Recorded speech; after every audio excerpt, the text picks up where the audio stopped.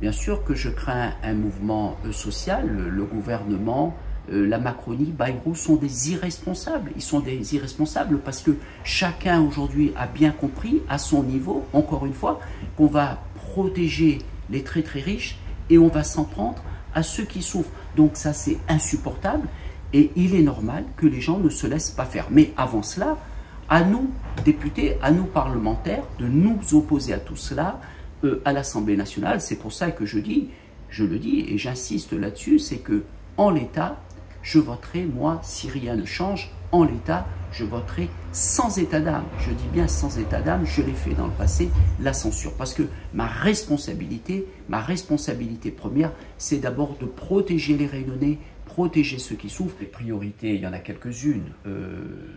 D'abord, c'est bien sûr contre la vie chère, le projet de loi du ministre Valls, qui est aujourd'hui incontestablement en retrait par rapport à ce qu'il avait annoncé. Nous voulons nous attaquer aux causes structurelles de la vie chère.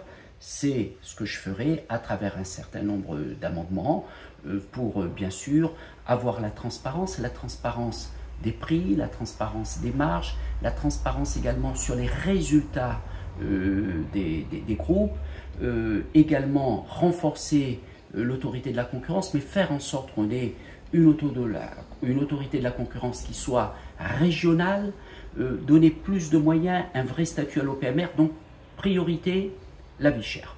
Deuxième priorité, c'est bien sûr le logement. Nous sommes aujourd'hui dans une vraie crise du logement qui dure depuis trop longtemps.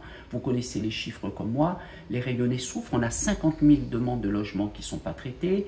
On a plus de 130 000 Réunionnais aujourd'hui qui sont en situation de mal logement. Et je suis extrêmement inquiet. Je suis inquiet pourquoi? Parce que d'abord, la mission Outre-mer va baisser de 200 millions d'euros. Et vous savez que dans la mission Outre-mer, il y a la ligne budgétaire unique qui permet à la fois de financer la production de logements, mais également la réhabilitation. Et on a vu également, même si on n'a pas le détail aujourd'hui, que dans le budget, j'allais dire national, le logement va subir une coupe claire importante de 900 millions d'euros. Donc, deuxième combat que je mènerai, c'est le logement.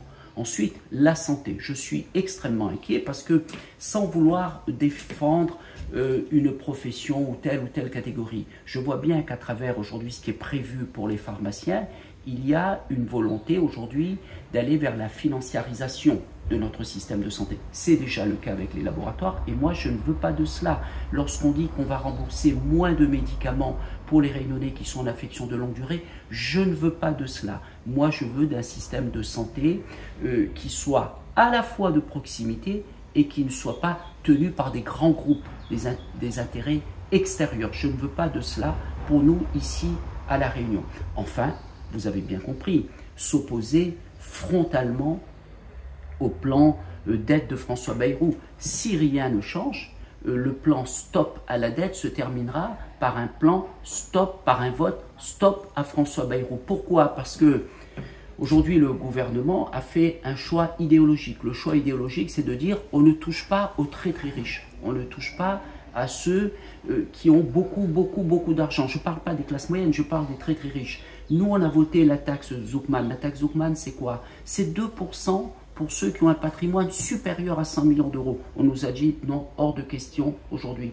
Donc, on ne peut pas accepter qu'on s'attaque aux retraités, qu'on s'attaque aux demandeurs d'emploi, qu'on s'attaque aux malades, qu'on s'attaque aux petites entreprises, mais qu'on ne touche pas à ceux qui sont très très riches. D'autant plus que ce ne sont pas les chômeurs, ce ne sont pas les malades, ce ne sont pas les petits retraités qui sont responsables de la situation dans laquelle on est. Il faut à chaque fois le dire. Aujourd'hui, si on est dans cette situation-là, c'est parce que les choix fiscaux qui ont été faits par Emmanuel Macron privent aujourd'hui l'État français de 60 milliards d'euros de recettes fiscales. 60 milliards d'euros de recettes fiscales. Donc, si on a besoin d'argent, allons chercher l'argent là où il est, chez les très très riches, et laissons tranquilles ceux qui souffrent déjà. Je pense qu'il faut faire également des économies sur le train de vie des parlementaires, des élus en général, mais je vais vous dire quand même, je ne cherche pas à me protéger, moi, de ma rémunération.